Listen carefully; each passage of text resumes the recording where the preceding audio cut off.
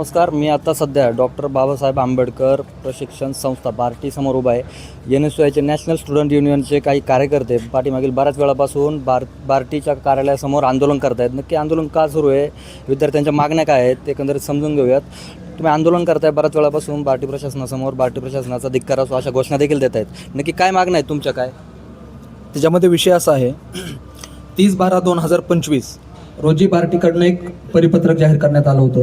त्याच्यामध्ये स्पष्टपणे म्हटलेलं आहे की ज्या खाजगी संस्था इम्पॅनलमेंटवरती आहेत त्यांच्याकडून कुठल्याही प्रकारची आमिष दाखवली जाणार नाही. टॅबलेटचा असेल, आर्थिक स्वरूपाचा असेल, आर्थिक लाभाचा असेल किंवा बेकायदेशीर आम्ही जाहिरातबाजी करणार नाही, अशा पद्धतीचं ते परिपत्रक आहे. आणि त्या परिपत्रकाची अंमलबजावणी करण्याचं सर्वस्वी काम करणं हे खाजगी संस्थांची जबाबदारी आहे. असं असताना देखील आम्ही ज्यावेळेस 15 तारखेला ती सिलेक्शन प्रोसेस चालू होणार होती, विकल्प निवड प्रक्रिया आपण ज्याला मराठीत म्हणतो, ती प्रक्रिया चालू होण्यापूर्वीच किंबहुना 16 तारखेला आम्ही विथ पुराव्यानिशी सगळे काही तक्रार आणि निवेदन आम्ही बार्टीकडे सादर केलं होतं.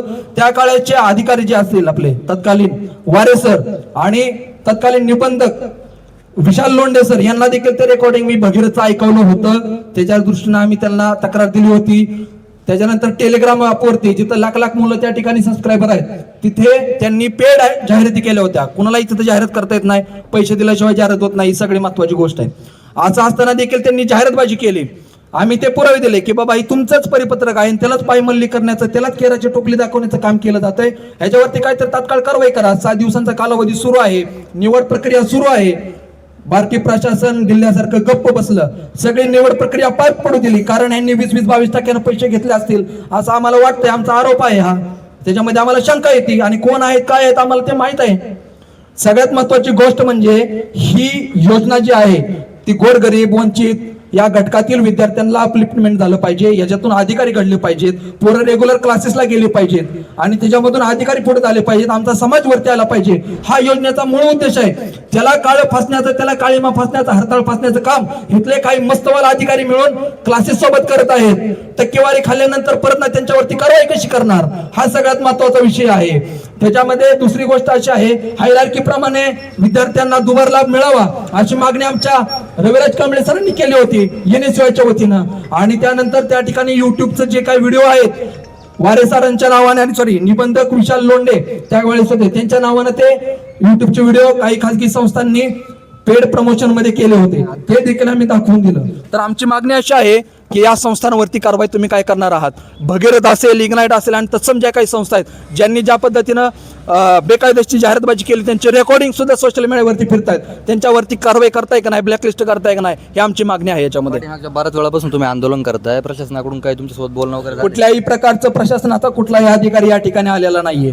त्यांना असं वाटतंय की कवर चालवतील, आम्ही इथंच बसून राहू, पण आम्ही इथून काय हलणार नाही. आम्ही आता 10 मिनिटं वाट बघतोय.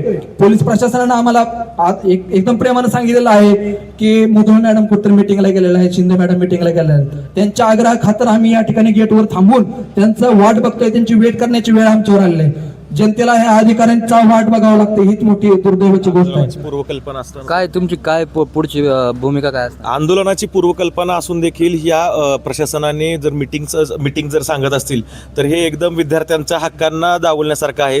इथे एक संघटना जर राष्ट्रीय पातळीवर जी संघटना काम करते ती संघटना जर तुम्हाला येऊन निवेदन देते, पोलीस प्रशासनाची परवानगी घेते, तुम्हाला पूर्वकल्पना दिली, तरी सुद्धा जर तुम्ही जर प्रशासन जर या ठिकाणी येऊन बोलत नसेल तर सर्वसामान्य विद्यार्थ्यांची अवस्था काय होत असेल असा आम्हाला प्रश्न आहे. याच्यानंतर आम्ही 10 मिनिटाचा वेळ दिलेला आहे. पोलीस प्रशासनाशी पण आमचं बोलणं झालेलं आहे. यांनी जर आम्हाला जर 10 ते 15 मिनिटात जर आम्हाला जर उत्तर नाही दिलं किंवा त्यांचा अधिकारी जर कोण खाली नाही आला तर आम्ही सरळ मुदल मॅडमचं जे केबिन आहे आयुक्तांचं, त्या केबिनच्या समोर जाऊन आम्ही सर्व विद्यार्थी बसणार आहोत. सोबत NSYचे काही कार्यकर्ते होते. एकंदरीतच UPSCच्या धर्तीवर MPSCच्या विद्यार्थ्यांना देखील 50,000 रुपये फेलोशिप देण्यात यावी. जे काही प्रायव्हेट एजन्सीज आहेत, भगीरथ असेल, इग्नाइट असेल, शुभ्ररंजन यांच्यावर जे काही भ्रष्टाचार झाला आहे त्यांच्यासोबत बार्टीच्या काही अधिकाऱ्यांचं संगनमत आहे आणि त्या संगनमतातून पैसे घेऊन बार्टीचे अधिकारी या संबंधित प्रायव्हेट क्लासेसवर कारवाई करण्याचं टाळतं असा या विद्यार्थ्यांचा आरोप आहे. या प्रकरणात पुढील बार्टी प्रशासन या विद्यार्थ्यांच्या मागण्या ऐकून घेतं की नाही, पुढील काय अपडेट आहे ते पाहणं महत्त्वपूर्ण ठरणार आहे. टाइम्स ऑफ मराठीसाठी पुण्यावरून आदित्य. धन्यवाद.